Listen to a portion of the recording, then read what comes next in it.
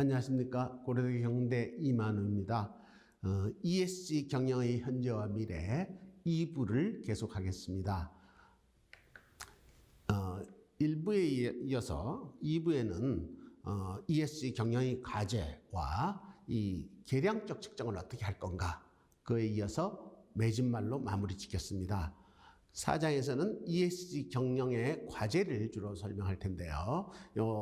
뉴 패러다임, 경영의 뉴 패러다임이 ESG 경영 체제로 어떻게 스며들었는가를 설명드리고요. ESG 경영에 지금 현안들이 뭐가 있느냐를 좀 살펴보고, 경영진의 선관주의 의무에 대해서 논의하고, 그다음에 미국의 퇴직연금 등에서 꼭 그 이사의 책임을 부담시키고 있는데, 그것에 어떻게 해석하고 우리 ESG 경영과는 어떤 관계가 있는가를 설명드리고, 피디셔리 듀티에 관한 논문, 미국 논문을 하나 좀 살펴보고요. 그리고 그 계량 지표로서 굉장히 중요한 포인트인 수익률을 따지는 라록 문제를 다시 좀 설명을 드리겠습니다. 그리고 나서 이사회와 감사위원회가 이것을 어떻게 잘 운영할 것인가에 대해서 설명드리는 순서로 진행하겠습니다. 자, 이거는 3종 KPMG가 지금까지 ESG 경영 체계와 관한 패러다임을 이렇게 도식화시킨 겁니다.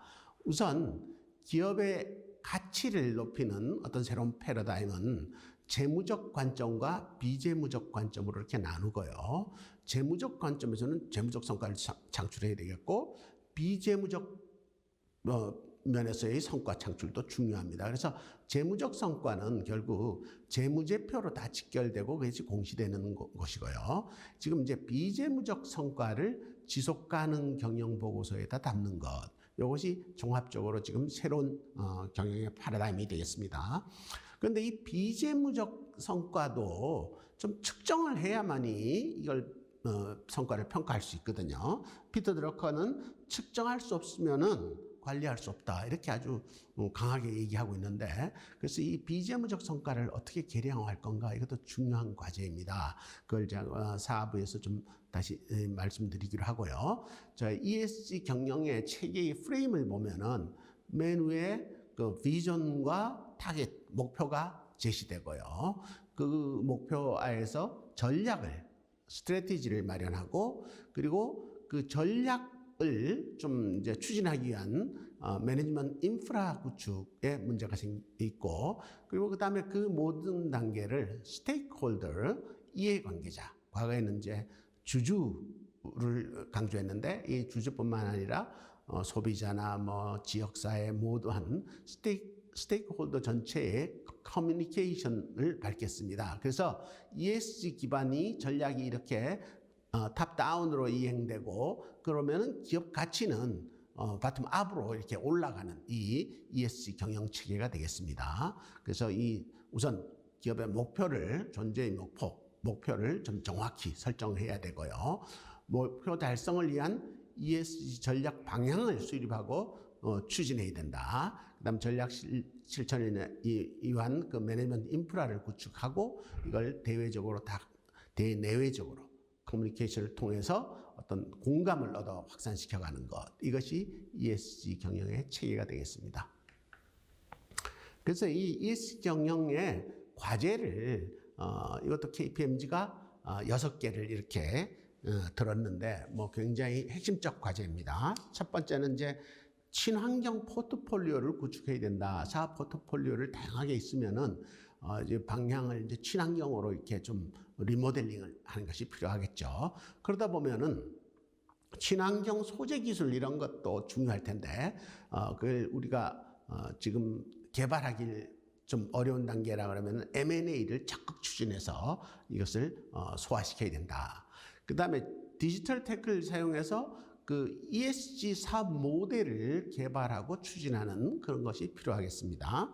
신재생 에너지, 이거는 뭐 어떤 제조업이나 어디도 에너지원은 다 사용되니까요. 이걸 좀 신재생 에너지로 이렇게 좀 전환시키는, 그리고 확산시키는 그런 것을 논의해야 될 것 같고요. 그 다음에 채권 중에서는 ESG 채권 발행이 굉장히 중요한 과제입니다. ESG 채권은 회사가 ESG 어떤 분야를 추진하기 위해서 필요한 자금을 채권을 발행해서 모은다. 그런 어떤 방침이 되겠습니다. 지금 이제 금융지주 회사들이 은행, 금융지주 회사들이 후순위 채권, ESG 후순위 채권을 발행하고 있거든요. 이 후순위 채권이라는 건 사실은 뭐 선순위 채권자들한테 돈 다 주고 남아야만이 그 후순위 채권 내도록 하죠. 그 주주보다는 잠깐 앞단계에 있지만은 굉장히 리스크가 높지 않습니까? 예를 들면은 금융회사의 경우에는 예금자 보호 한도가 있는데 이 한도를 넘어서는 초과하는 예금도 후순위 채권보다는 앞순위에 있습니다. 그리고 다른 선순위 채권, 외상채권 이것도 앞에 있고 그 이후에 후순위 채권이 있는데 이 후순위 채권을 갖다가 그 ESG하고 연결시켜서 발행하면서 수익률을 좀 높여주거든요. 그런데 사실은 후순위 채권 자체가 수익률을 좀 높여 발행할 수 있으니까 이게 굉장히 좀 혼란스러운 모습입니다. 그러나 어쨌든 간에 ESG 채권에 안 그래도 단가가 높아질 것을 걱정하고 있는데 이 후순위까지 얽혀서 하는 거는 조금 참 제고해야 될 사항이라고 보이고요. 기업들은 ESG 채권은 뭐 건전한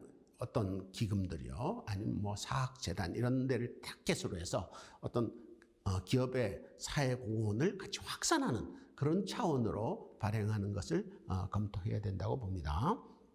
그 다음에 기업 지배 구조를 선진화할 뿐만 아니라 실제화하고 구체화하는 노력, 그리고 저는 이 기업 지배 구조에 관해서는 구호나 노력보다는 다큐멘테이션, 뭘 했다는 것을 문서화하는 노력, 그것이 좀 강화돼야 된다고 봅니다. 참 경영진의 선관 의무는 사실은 그 경영진이 이제 뭐 여러 가지 추진을 하면서 아주 선량하게 관리를 해야 될 의무가 있습니다. 그래서 제가 최근에 KT&G가 그 ESG와 관련되어서 목표를 세운 거를 제가 과거에 KT&G 사회이사를 했기 때문에 이 회사의 어떤 문제, 이게 뭐 담배 제조업이니까 사회적 생션이 세죠. 그래서 경영진이 획기적으로 2030년에 목표를 정해놨습니다. 2020년에 대비해서. 그래서 온실가스를 20% 감축한다. 용수 사용량도 20%를 절감한다. 그다음 폐기물 재활용도를 90%로 달성한다. 이게 계량화된 목표를 이렇게 정확히 내놨습니다. 그래서 이 경영진이 자기 기업의 한계를 느끼고 이거를 굉장히 좀 책임 있는 이 실적을 내놨구나, 계량을. 그래서 이걸 굉장히 적극적으로 추진하겠구나 하는 생각이 듭니다. 경영진은 선량한 관리자로서의 주의 의무가 있기 때문에 이 자기 회사의 처한 위치, 그리고 이 사회 공헌과의 이 조화가 필요합니다. 이 조화를 여러 가지로 해야 되는데 결국은 이제 ESG가 그 기업 내부자의 선의에 의해서 하는 것이 아니라 사실은 어떤 연금 펀드나 행동주의 투자자가 이 견제를 하니까 이게 좀 추진하는 부분이 있거든요. 그러나 주주에게 특히 손해가 갈 수 있는 또 그런 문제에 대해서는 선관주의 의무, 이사나 감사의 선관주의 의무를 또 따져야 될 문제가 있거든요. 그래서 전통적으로 뭐 담배사, 주류회사, 총기류회사 이런 회사들이 이런 거에 대해서 굉장히 고민했는데 지금 이제 화석 연료에 의한 탄소 배출이 더 큰 문제가 되고 있습니다. 그래서 ESG와 관련된 어떤 경영진의 의무 자체는 뭐 시대 정신이다, 뭐 당연히 받아들여야 된다, 그다음 여러 사람이 이런 것보다는 그리고도 남아있는 의문들요. 주주에게 손실이 가지 않을까, 주주의 손실을 어떤 감수하고 추진하는 것이 아닌가, 이런 문제에 대해서 늘 좀 신경 쓰고 관리해야 된다고 봅니다. 자, 그래서 에리사라는 게 이제 미국의 그러니까 종업원 연금과 관련된 그런 걸 어떻게 관리하는가에 대한 법률인데요. 거기 보면은 명확한 의무를 네 꼭지로 이렇게 나눠놨습니다. 연금 가입자, 수익자의 이익만을 목표로 해야 된다. 관리자는요, 선관주의 의무에서. 그 다음에 이 주의 의무를 아주 선량하게 관리해야 된다. 아주 뭐 신경을 써서 완전히 정교하게 관리해라. 그리고 이 모든 관리를 서류를 작성해서 비치하라. 그러니까 이 플랜을 다큐멘테이션을 늘 하고 준수해야 된다. 그리고 합리적인 비용만을 지불하라. 그러니까 뭐 이런 목표에 의해서 좀 비합리적으로 많이 어떤 수익자들의 손실을 유발해서는 안 된다. 그런 것을 에리사 규정이 정하고 있는데요. 이게 이제 전반적으로 연금 펀드뿐만 아니라 다른 선량한 관리자로서의 주의 의무도 많이 준용되고 있습니다. 그래서 이걸 제가 한번 말씀드렸고요. 그 다음에 이제 피디셔리 듀리에 관한 논문, 이건 스탠퍼드 대학 로스쿨에서 이렇게 퍼블리시되는 작년 2월에 이제 발간된 논문집인데요. 센첸바흐하고 시트코프가 공조를 해서 선관주의 의무와 사회적 책임을 어떻게 조화시킨 것인가 하는 그런 토픽입니다. 굉장히 두꺼운 논문인데요.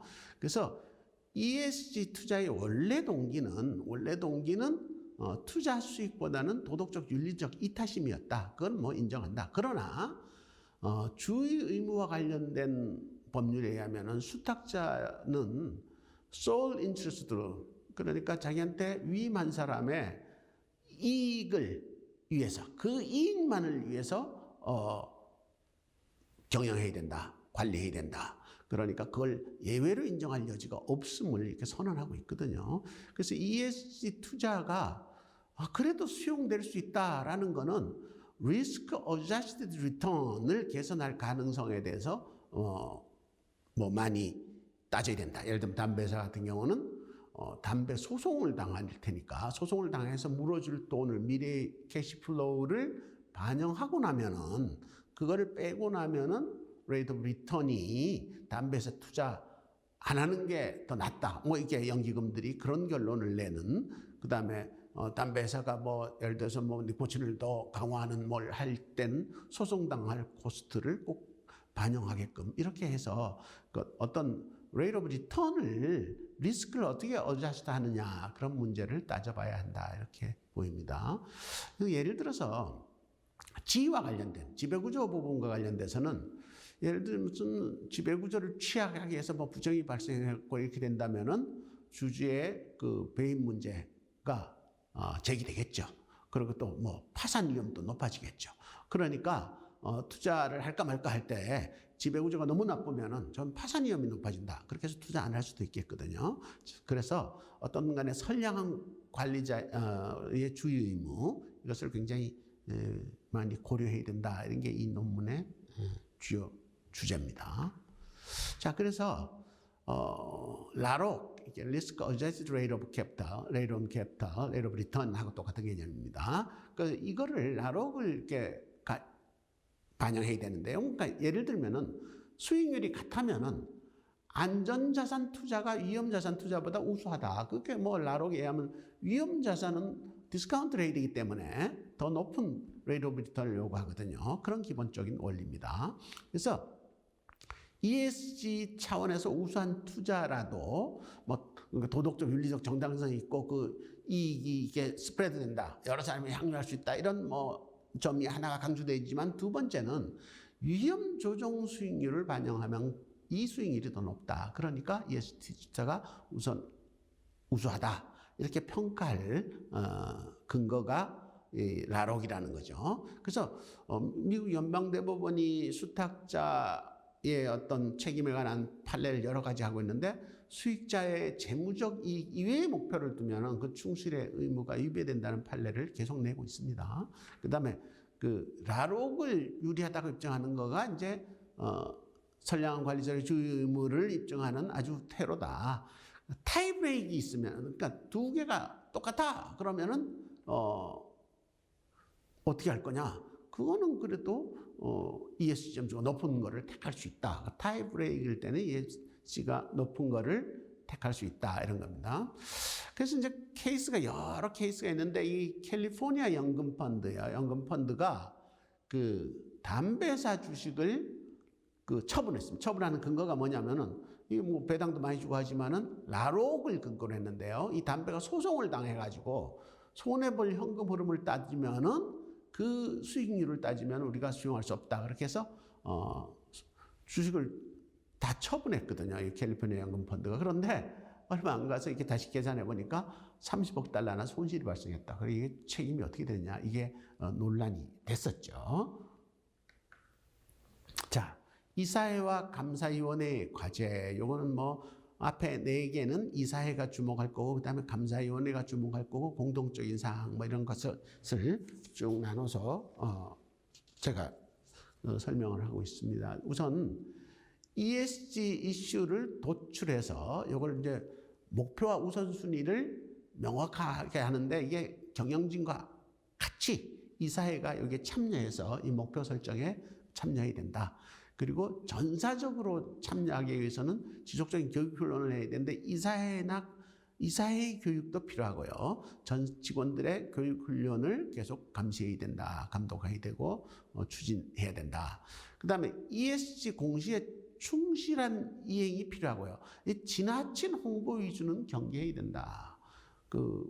이번에 남양유업 사태 아주 코로나에 특효약이 이런 참 지나친 광고를 했다가 지금 큰 곤욕을 당하고 있는데, 그런 것이 시스템적으로 예방되도록 누가 그걸 그렇게 서둘러서 결정해서 이렇게 하겠는가. 그러니까 굉장히 위험한 공시 같은 경우는 이사회가 통제할 수 있는 방안을 마련해야 됩니다. 그다음에 법규 준수의 최저한을 넘어서 본질적인 개선 방안, 예를 들면 어떤 안전에 관한 법규 이런 거는 최저한을 지키라는 게 아니라 본질적으로 위험이 발생 안 하도록 개선 방안을 강구해야 된다. 자, 그 밑에는 이사회도 관여하지만 감사위원회가 이제 ESG 보고서 계속 지속가능 보고서 이런 걸 할 때 지표도 정해야 되고 데이터를 집계해서 지표에 대해서 점수도 내고 이래야 되는데, 그 적정성을 확인하는 절차가 필요합니다. 이건 외부 감사인하고도 연결해서 이 적정성을 계속 확인해야 된다. 그다음에 ESG 활동을 기업의 위험 관리와 결합시키고 평판 위험, 개인정보 유출 위험 이것도 관리를 강화해야 된다. 감사위원회 차원에서 그다음에 평가 절차의 공정성 이거 중요하고요. 이 평가 절차가 공정하더라도 평가 결과를 임직원의 성과에 적절히 반영하지 않으면은 이게 지속 가능성 있게 추진될 수가 없겠지 않습니까? 그래서 이거를 적절히 성과 평가에 반영할 수 있는 그 시스템을 유지해야 될 것으로 보입니다. 그다음에 ESG 관련 법규를 얼마나 잘 준수하고 있느냐, 이 상태를 계속 체크해야 되고, 경영 환경 변화에 따른 위험들이, 새로운 위험이 어떤 것이 있는가를 늘 인지하고 확인하고 통제해야 된다는 거죠. 그다음에 ESG 활동 관련돼서는 외부 감사인도 이 어떤 체크할 일이 많습니다. 앞으로 이제 지속 가능 보고서를 작성하는 기준 이런 것이 이제 IASB가 이제 제정하거나 아니면 확정이 되면은 그것도 외부 감사 대상에 포함시켜서 외부 감사인이 감사해야 될 사항일 겁니다. 그렇게 이제 확대가 되면은 외부 감사인과 감사위원회 사이에 협조해야 될 일이 더 많아지겠죠. 그다음에 그 외부 평가에서 허위적인 평가를 받았다면 이게 문제가 생길 수도 있으니까 그 ESG와 관련된 업무에 대해서 이 다큐멘테이션을 강화해야 된다. 그러니까 모든 것을 문서와 기록해서 남겨주고, 그다음에 이제 그 외부 평가자들이 예상 질문과 답변하는 그런 리스트를 작성해서 관리할 필요가 있습니다. 이 Q&A 리스트는 제가 이게 관심이 참 많은데요. 이게 평가 기관마다 와서 묻는 표준 질문도 있거든요. 근데 제가 이게 평가를 해보기도 하고 받아보기도 하지만은, 평가를 하러 가는 사람들이 상시적인 평가, 예를 들면 어떤 기관에서 기업 지배원 같은데 지배구조원에서 이렇게 평가만 하는 사람은 또 전문성이 있는데, 되게 좀 이게 비상인 평가를 하게 되면 그 내용을 잘 파악 못 하거든요. 그러니까 질문이 굉장히 추상적이고 또 딱 맞지 않은 질문이 있습니다. 그런데 그 질문을 잘 해석해서 답을 하는, 그래서 표준화된 답 같은 것을 좀 가지고 대응할 필요가 있기 때문에 이 Q&A 리스트를 잘 만들어서 유지하는 것은 굉장히 중요한 작업이라고 봅니다. 자, 이제 재무적 측정 대상을 좀 확대해야 된다. 아까도 얘기했지만은 계량화하지 않고 지표를 애매한 지표를 많이 가지고 있으면은 이것이 관리하기가 참 어렵습니다. 그래서 이 평가 관리에 대한 계량화가 필요한데요. 우선 ESG 등급 평가의 신뢰성을 제고하기 위해서는 평가 요소를 굉장히 계량하시게 됩니다. 아까 제가 KTNG 말씀드리면서 KTNG는 굉장히 그 숫자로 계량화된 평가 목적을 구체화한 것을 내놔버렸거든요. 근데 다른 회사들을 이렇게 쭉 이제 ESG에 관해서 뭐 계획 세우는데 모두 이게 계량화가 다 안 돼 있으니까 굉장히 열심히 하겠다 이런 차원밖에 아니고 이걸 어떻게 평가할까 걱정스럽습니다. 그래서 이게 가능한 한 계량화를 하면은 평가 기관도 유리하게 그거를 받아들이지 않겠는가 하는 생각이 듭니다. 그래서 금전적으로 평가할 수 있는 요소는 회계 처리 방안을 강구해야 되고요. 실제로 확정되지 않았으나 발생 가능성이 존재하는 사항, 이거는 이제 충당 부채를 설정해야 되는데 충당 부채라는 것은 확정 부채가 아니니까요. 그러니까 이 충당 부채를 설정하려면은 그 부채를 측정하는 어떤 예상 뭐가 있어야 되거든요. 뭐 어떤 손실 발생률, 예를 들면 소송에서 질환율 이런 걸 따져야 되는데 그것도 일종의 계량화해서 명확하게 유지할 필요가 있다고 봅니다. 자, 탄소 배출권에 관한 회계 처리, 이게 현존하는 우리도 당장 그 탄소 배출 거래를 하고 있지 않습니까? 제가 일부에서 말씀드렸지만은 다 하고 있는데 이거를 회계 처리 어떻게 할 건가가 국제회계 기준이 아직도 못 정하고 있거든요. 우리가 IFRS를 전면 어답트한 나라인데 IFRS에 그 규정이 없습니다. 그러면 IFRS는 국제회계 기준위원회니까 나라마다 좀 다른 사정을 일일이 다 만들 수가 없거든요. 그래서 IASB는 그 IFRS가 정하지 못한 사항에 대해서는 여러 가지 중에서 채택해서 쓸 수 있는데 그 중에는 자국의 회계 기준이 있으면은 그걸 적용할 수 있다. 그런 규정을 두고 있습니다. 그래서 K갭에서는 우리나라 회계 기준, 비상장 회사한테 적용되는 회계 기준에서는 탄소 배출권 회계가 규정이 돼 있습니다. 그걸 이제 상장에서도 임시로 쓰고 있는 그런 상황이 되겠죠. 자, 탄소 배출권 자산, 배출 부채 이 규정이 이제 복잡해져서 곧 다시 설명하겠는데 EU에서는 자동차 기업이 탄소 배출한다. 전기차가 아니고 어떤 유연 원료를 써서 이게 탄소를 배출하게 되면은 이걸 이제 1kg당 95g으로 탄소 배출을 제한하고 이걸 초과하면은 1g당 95유로의 벌금을 부과하도록. 그리고 2050년에는 이걸 배출물 10g으로 이렇게 목표를 줄여나갈 이런 방침을 밝히고 있습니다.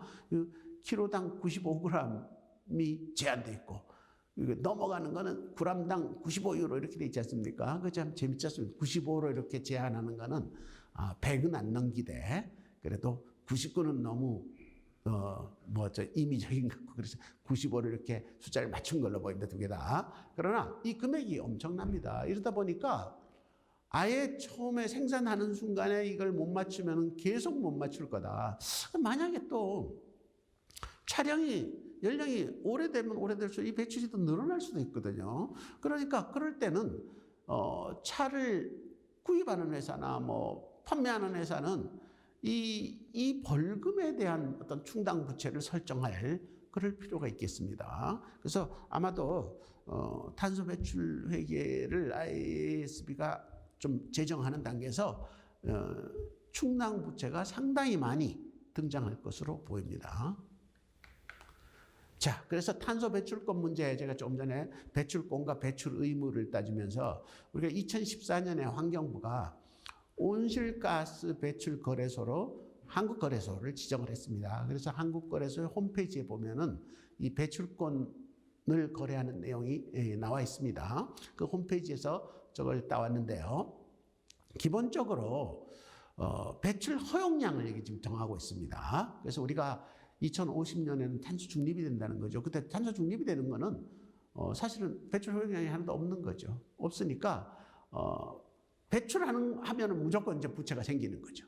근데 이걸 흡입하거나 뭐 어떤 그 식물로 예를 들면 나무를 심어서 그걸 어떤 탄소를 흡수하는 데는 권리가 생기겠죠. 그래서 2050년 넘어가면 이 회계가 그래도 굉장히 크리해지는데 이건 이제 목표를 정해놓고 목표보다도 허용량보다도 실제 배출량이 작으면은 이거 덜 배출했는 금액이 이게 저희 잉여 배출량이 이렇게 됐는데 배출 전략량이죠. 배출 전략한 금액 요거를 초과 배출한 사업자한테 팔 수가 있다는 거죠. 그래서 이건 자산이고 실제 배출량이 배출 허용량보다 더 많으면 이거는 초과 배출입니다. 이거는 밑에 자산이 있는 회사로부터 사서 배출 의무를 소화시켜야 되는 이런 문제가 되겠습니다. 그래서 2020년 말로 집계한 거 보면은 30개의 상장법인이 이제 요 의무가 주어졌는데요. 뭐 포스코 이렇게 다 한전 이렇게 주어졌는데 현재로서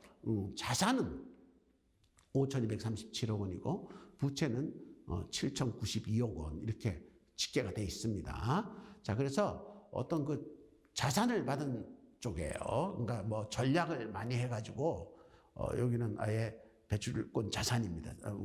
배출 허용량보다 더 덜 배출해갖고 그러면은 요 자산을 부여하는 시점에는 무형자산이 되고 그걸 이연수익. 이건 이제 이 일정 기간 후에 실현되고 나면 이연수익이 실제 발생수익으로 바뀌겠죠. 그다음에 이 무형자산은 또 팔 수가 있고요. 현금화 시킬 수 있고 팔았을 때는 현금을 예를 들면 무형자산 그 배정된 것만큼 팔았으면은 수익이 없고요. 그걸 더 비싸게 팔면 처분이익이 생기겠고요. 그렇게 되어 있습니다.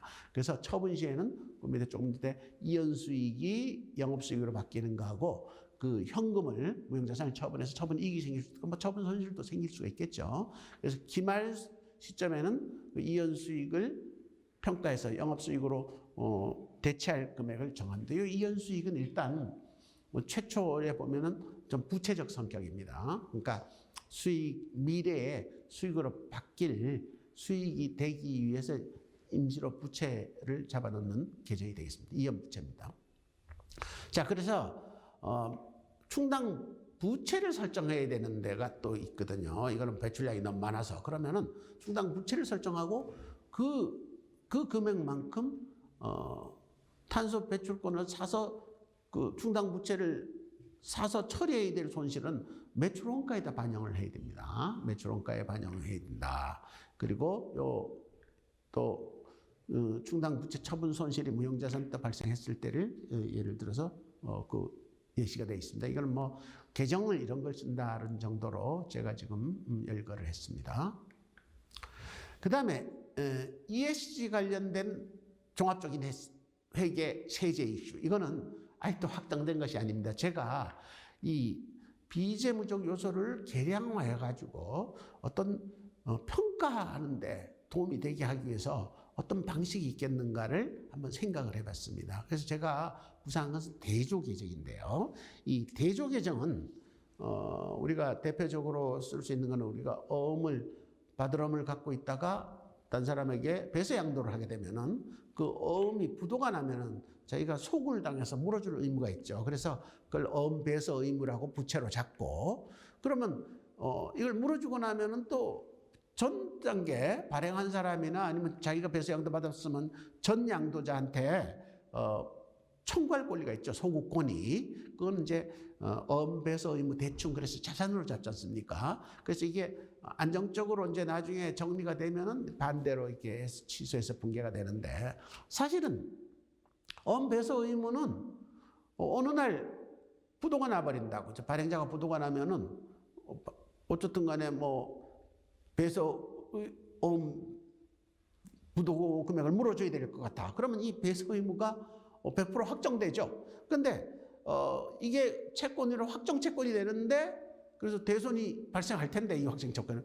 그런데 이걸 가지고 우리 또 받을 수가 있거든. 근데 받으려고 보니까 그 전 단계에 배수한 사람은 재력이 50%밖에 없어서 50%밖에 못 받겠다. 그러면 50%를 평가감을 해야 될 거 아닙니까? 그래서 이 대조계정도 평가감을 해서 맞춰주고 손실이나 뭐 손실을 잡아야 될 그럴 수가 있습니다. 그걸 여기서 이제 도입을 하면요. 제가 예를 든 것이 이겁니다. 에너지가 휘발유가 300 들어가는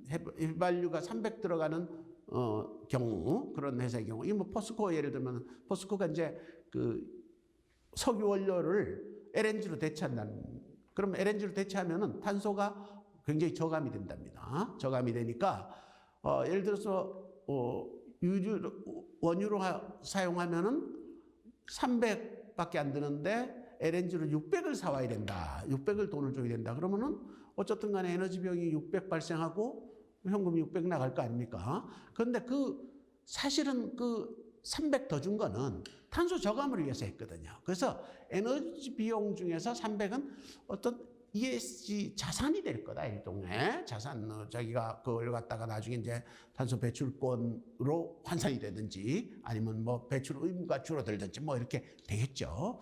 그리고 사실은 또 300원 돈 더 준 거는 ESG 비용이다. 그러니까 에너지 비용 300이 줄지만은 그건 ESG 비용으로 300이 돼야 되고, 그럴 때 이 상대편 계정은 이연수익이다. 아까 우리 이연수익 얘기했죠. 그래서 만약에 이것이 어떤 식으로 보상이 되면 이연수익이 실현이 되겠죠. 그렇게 해서 대조 계정으로 표시하고, 이렇게 되면은 에너지 비용이 따로 분리돼서 처리됩니다. 근데 이걸 재무회계 기준에서 수용하기가 어렵거든요. 그래서 재무회계 기준은 재무회계 기준대로 가고, 요거는 ESG 평가를 위해서만 관리회계 목적으로 요런 어떤 탄소 저감이나 뭐 여러 가지 상황을 회계 처리하게 해서 다시 재무제표를 만든다는 거죠. 이렇게 되면은 ESG 비용은 다른 비용하고 다른 비용이 얼마나 지출됐는가.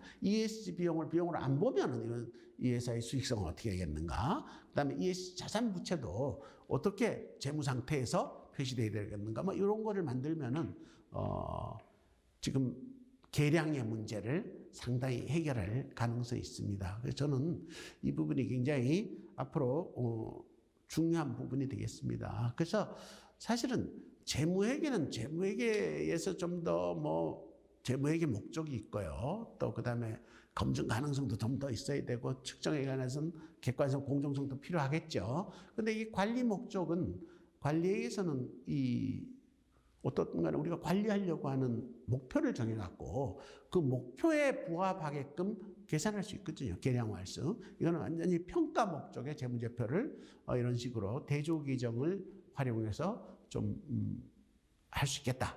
이건 아직도 누군가 발표하는 게 없고 제가 제 아이디어 차원에서 이게 이런 거 아니면은 계량하기가 상당히 어렵지 않겠는가, 이렇게 설명을 말씀드리겠습니다. 자, 이런 어떤 관리 목적의 평가 목적의 재무제표가 되면은요, 그 다음에 요 관련 계정의 공정 가치도 평가할 수 있고요. 이렇게 해서 굉장히 적정한, 그러니까 비계량적인 문제를 계량화시키는, ESG를 계량화해서 평가하는 그런 방향을 우리가 열 수 있겠습니다. 그다음에 탄소세가 지금 이제 들어와서 탄소세 오늘 또 저 칼럼들을 보니까 탄소세 아주 강화해야 된다는 주장이 많이 나오고 있거든요. 북유럽도 탄소세를 많이 동의하고 그렇습니다. 그러니까 탄소세가 아주 강화되면은 이 세제 인센티브나 페널티가 막 설정될 텐데요. 그거에 대해서 회계가 굉장히 큰 영향을 받게 돼 있겠습니다. 자, 그거는 탄소세가 과세되거나 이렇게 되면은 그거는 재무회계에 그대로 반영될 수밖에 없습니다. 그래서 재무회계가 앞으로 이 ESG 문제를 상당히 많은 영향을 받고 이게 변동될 것으로 보입니다. 그래서 제가 그 이전 단계에서는 재무회계 보고서에다가 ESG 요인을 보고나 관리나 일단 평가 목적으로 이렇게 조정한 보고서로 그 비재무적 요소를 그래도 계량화시킬 수 있는 그런 개선 방안을 찾아야 된다고 말씀드리겠습니다. 자, 재무제표에서 주석으로 공시할 사항, 이게 현재는 EU에서는 일부의 의무 공시가 있지만은 기본적으로는 이 공시는 자율 공시가 강조되고 있습니다. 그래서 2030년까지는 지속 가능 경영 보고서를 전 상장회사, 코스피 상장회사는 모두 작성해야 됩니다. 그래서 일정 규모 이상은 2025년까지 작성해야 되고요. 그 다음에 그 여러 가지가 이 공시와 관련된 준비할 사항들이 많이 있습니다. 그래서 지배구조는 또 2026년으로 돼 있어서 그 지배구조에 관한 공시를 좀 경영보고를 좀 앞당겨야 된다 이런 주장을 국회에서 계속 제기하고 있죠. 자, 그 다음에 주석공시 모범 사례가 발표됐습니다. 2021년에. 근데 이 모범 사례는 참고 목적이고 그 다음에 추가하거나 변경이나 축소도 가능하다 이렇게 주장을 하면서 또 예시는 굉장히 자세하게 돼 있습니다. 예를 들면은 그 예시되어 있는 사항이 온실가스 배출권 배출 의무에 대해서 2021년부터 2025년까지 무상 할당 수량을 계속 이제 관리하게 돼 있는데 그걸 표시하는 방식이 아주 예시가 아주 뚜렷하게 아주 굉장히 자세히 돼 있습니다. 자, 근데 이 모범 사례에서 그 기업의 상황에 따라서 변경도 할 수 있고 축소도 할 수 있다 이런 거를 이제 강조하고 있는데 뭐 이거와 유사한 사례는 우리가 R&D 익스펜스에 대해서 회계 처리할 때 문제가 많기 때문에 제약회사에 대해서 R&D 문제를 시험 연구비 문제를 그 금융감독원이 발표했죠. 모범 사례를. 그래서 모범 사례를 하면서 똑같은 참고 목적이다. 뭐 추가하거나 변경할 수 있다 이렇게 다 했는데 그거를 뭐 모범 사례하고 잘 안 맞으면은 감리에 들어가서 굉장히 아주 심하게 지금 감리를 하고 있거든요. 그래서 이 모범 사례는 뭐 준수해야 될 상황이기 때문에 특히 그 탄소 배출권과 관련된 주석 공시 문제는 모범 사례를 많이 좀 체크해 보시기 바랍니다. 자, 그래서 이 주석 공시뿐만 아니라 재무제표 주석 공시도 문제지만은 일반적인 다 공시가 문제인데 이 공시의 적정성을 확보하기 위해서 내부 회계관리제도를 제대로 운영을 해야 된다. 제가 앞부분에서도 말씀드렸지만은 이 공시를 잘못했을 때 생기는 쇼크는 굉장히 큽니다. 이게 예를 들어서 내부자 거래가 있어가지고 이 내용을 먼저 한 사람이 주식을 갖다가 뭐 여러 가지 나쁜 뉴스 같은 경우는 쇼시를 하겠죠. 그리고 뭐 좋은 뉴스 같은 미리 매집을 한다든지 뭐 이렇게 해버리면은 이 굉장한 소송을 당할 가능성도 있고요. 이 쇼크가 굉장히 큽니다. 그래서 이 공시 문제를 어떻게 내부적으로 회계 관리할 건가 하는 것은 굉장히 주목해서 주의를 기울여서 관리해야 된다고 봅니다. 그리고 이 주석사항 이것뿐만 아니라 우리 공시사항까지도요. 이게 적절하게 돼 있는가를 확인하는 검토표가 필요한데 이 검토하기 위해서 우리가 체크 더 박스 룰을 비슷하게 그런 방식으로 어떤 공시 점검표를 만들 필요가 있습니다. 그래서 이걸 주기적으로 작성해 가지고 그 담당자와 책임자가 확인하고 서명해서 그렇게 관리하는 그런 시스템을 유지할 필요가 있겠습니다. 자, 이제 마지막으로 이 매진말을 좀 제가 여러 가지 좀 부탁드릴 것도 있고 그래서 여러 가지 좀 말씀을 드리겠습니다. 우선 ESG 경영은 새로운 비즈니스 기회 요인이기도 하고 위험 요인이기도 합니다. 그래서 또 가만히 보면은 이 ESG 경영 대부분이 비용을 발생시키는 요인이거든요. 그러니까 추가적인 비용을 발생시키는 요인이 있습니다. 근데 요즘 일부 기업들이 홍보하는 거 보면은 이게 무슨 큰 뭐 배트를 아주 세게 흔들어서 이게 뭐 홈런을 기대하는 그런 어떤 기대를 가지고 있는 것도 있는데 가만히 들여다보면 ESG 경영으로서 뭐 큰 기회를 남의 기회를 뭐 뺏어온다 이런 건 있겠죠. 예를 들면 뭐 그 석탄을 쓰고 있는 화력 발전의 기회를 다른 발전이 가지고 오거나 뭐 이런 특히 이례적인 사건이 있겠지만 전체적으로는 ESG 경영이 단기적으로 뭐 호들갑을 떨고 이렇게 할 것보다는 긴 안목의 대체가 필요하다. 이게 너무 심하게 그 어떤 강조를 하다가 사실은 이게 뭐 쓱 소멸해버린 걸 우리가 녹색 회계, 뭐 녹색 뭐 이렇게 경영 이걸 뭐 아주 강조했지 않습니까? 그때 그 녹색 경영이 많이 강조될 때 회계학 분야에서도 논문이 굉장히 많이 했습니다. 그린 리포팅이라 그래가지고. 근데 지금 와서 이렇게 다시 거꾸로 살펴보면은 행기 하나도 없거든요. 거의 그 뭐 이게 한 시대의 이슈였는 것 같아요. 그런데 그거는 사실은 그 당시에 녹색 경영은 굉장히 좀 이게 범위가 작았는데 이번에는 ESG는 그 환경에다가 사회 부분이 또 끼어 있거든요. 사회 부분도 끼어 있고 또 가버넌스를 여기다가 또 결합을 시켰거든요. 그래서 이게 굉장히 좀 이 범위가 확대됐고 그다음에 가중치가 어느 걸 가중치를 주느냐에 따라서 평가도 굉장히 다양하게 돼 있습니다. 그러니까 한 부분만을 강조해서 우리가 막 이걸 ESG 아주 선봉해서겠다 이런 거는 조금 더 깊이 생각해야 되고 이 균형을 맞춘 그런 태도가 필요하겠다 이런 생각이 듭니다.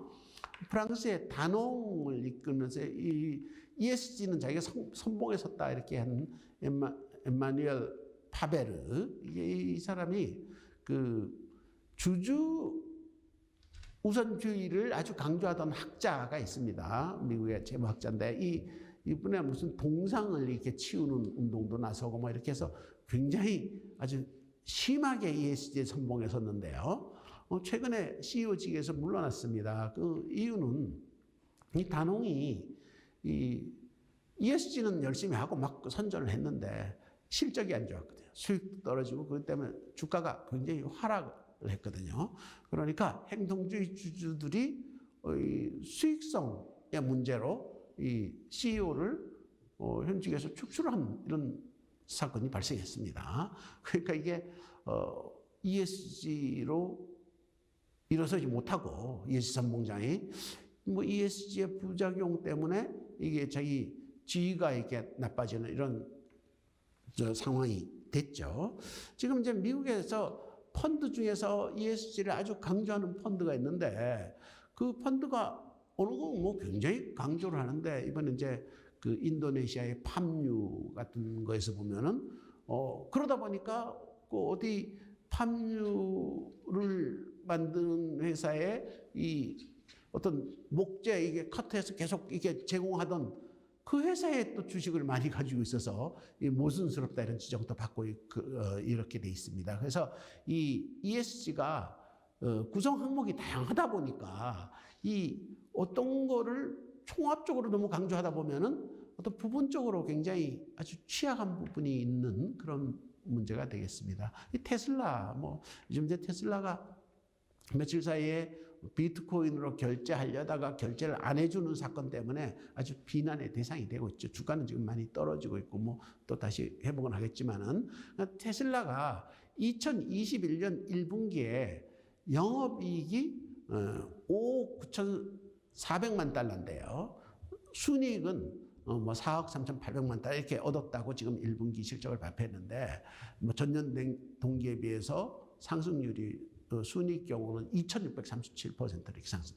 그런데 가만히 들여다보니까 탄소 배출권 판매액이 5억 1,800만 달러나 된다는 겁니다. 그러니까 탄소 배출권 없으면은 순이익이 없어지는 것 같은 이런 상황이거든요. 자, 그래서 이 탄소 배출권에 대한 어떤 이 보상 같은 거 이게 규제에 의해서 정치권의 규제에 의해서 결정되는데 규제로서 이렇게 이 굉장히 변동이 심할 거다. 그 규제 위험이 치솟음을 나타내거든요. 여기에다 또 비트코인까지 같이 들어가서 굉장히 지금 어떤 면에서는 혼란스러운 기업의 모습을 보여주고 있습니다.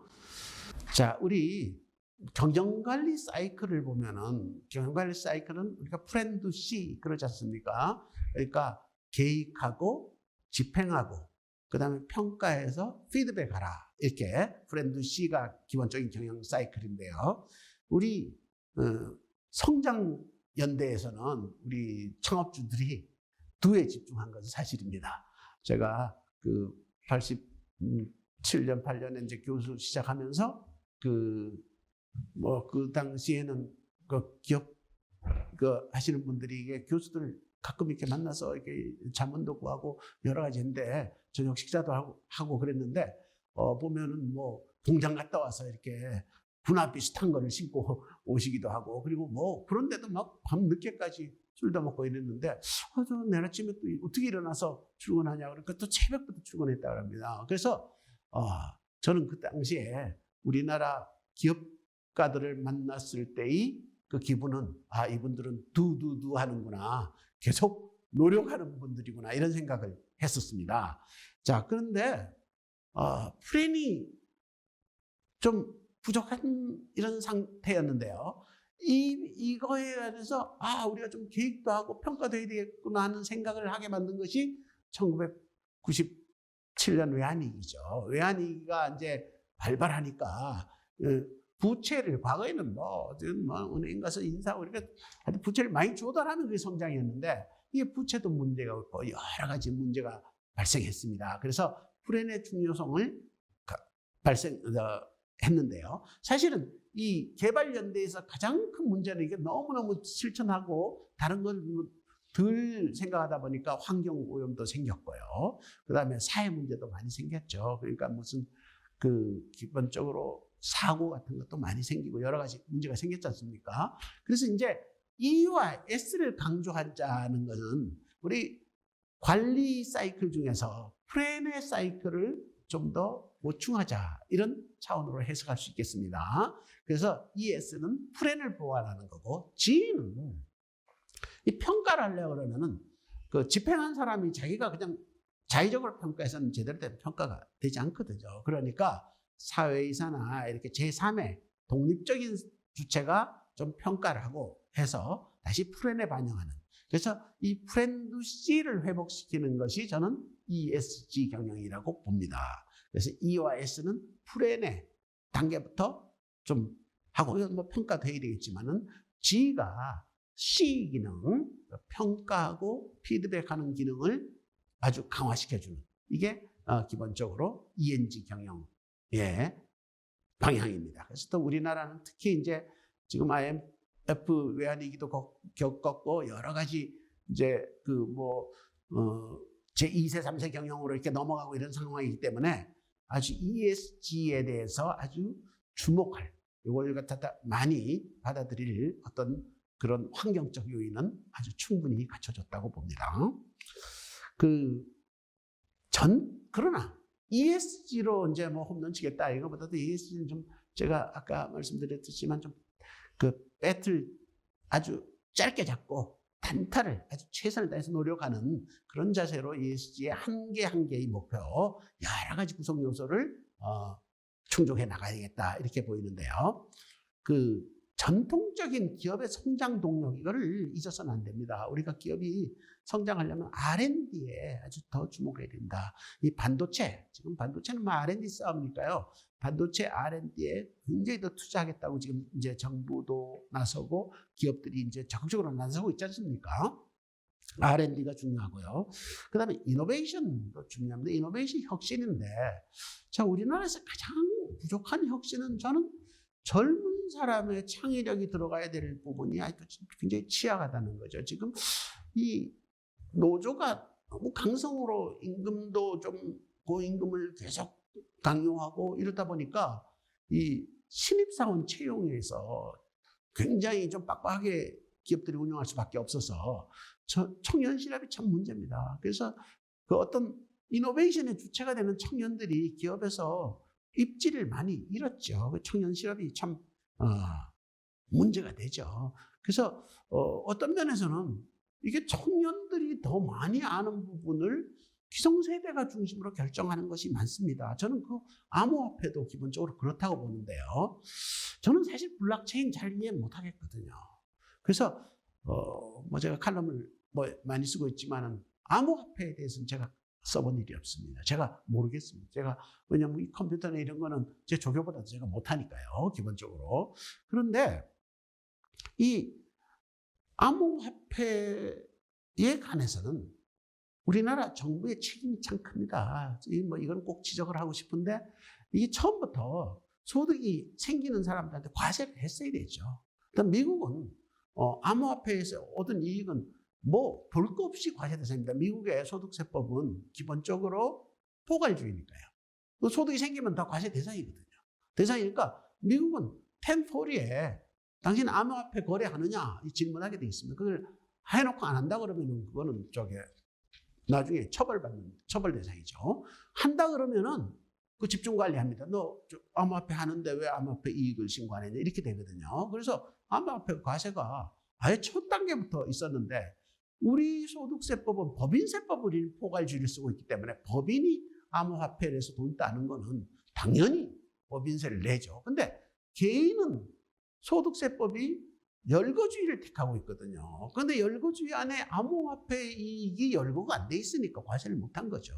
그러면서 이거를 뭐 양도소득인가 뭐 따지다가 내연부터 기타 소득으로 간다. 이거 뭐 몇 년 전에 법을 만들면서 그렇게 만들어버렸거든요. 그러니까 이 또 암호화폐가 막 어떤 떨어지고 이렇게 되면은 왜 과세하느냐 이렇게 문제가 생긴다. 뭐 불법 소득에 왜 과세하느냐? 불법 소득도 다 소득이죠. 과세해야 되죠. 그래서 이 차제에 우리가 소득세 과세 체계도 좀 재검토해야 됩니다. 이걸 과세만 제대로 했으면은 세금 내고 또 이익 본 청년들도 있고 그럴 거 아닙니까? 근데 지금 요거를 이제 내년 초부터 과세한다 그러니까 좀 반론이 있지만은 원칙대로 가야 되는 건 확실하고요. 전 세계의 사람들이 다 하는 암호화폐를 우리나라의 암호화폐 별로 해본 것 같지 않은 뭐 어떤 경제 관료가 뭐 어쩌고 뭐 법무부 장관이 뭐 불법 이렇게 얘기하는 거는 저는 참 맞지 않다고 봅니다. 그래서 청년 세대의 혁신 이거를 어떻게 우리가 발굴할 건가 이것도 참 국가를 위해서 중요한 과제라고 보이고요. 전체적으로는 우리가 콜라보레이션 이 기업 활동은 콜라보레이션입니다. 각각 사람들의 창의력을 직결하고요. 그리고 애사심을 모으고 이게 또 저는 퇴직연금 이런 거가 활성화돼서 퇴직연금 중에 상당한 부분은 자기 회사 주식이 거기에 퇴직연금의 투자원으로 구성해서 미국처럼 자기 회사 이익 가지고 자기가 퇴직금을 평생 받을 수 있도록 이렇게 만들어야 되죠. 그래서 기업은 R&D와 이노베이션과 콜라보레이션의 결합체입니다. 이게 성장 동력을 이끕니다. 근데 이 성장 동력을 적정히 계획하고 집행하고 관리하기 위한 것을 돕는 기능으로서 우리가 ESG가 등장했고 그 ESG는 뭐 인류 전체의 어떤 복지나 아니면 안정이나 건강을 위해서도 필요한 그런 거가 되겠습니다. 자, ESG 경영은 대세입니다. 모든 기업들이 ESG 경영을 어떤 목표로 하고 준수해야 됩니다. 그러나 기업의 성장도 중요한 과제입니다. 살아남아야 ESG가 있습니다.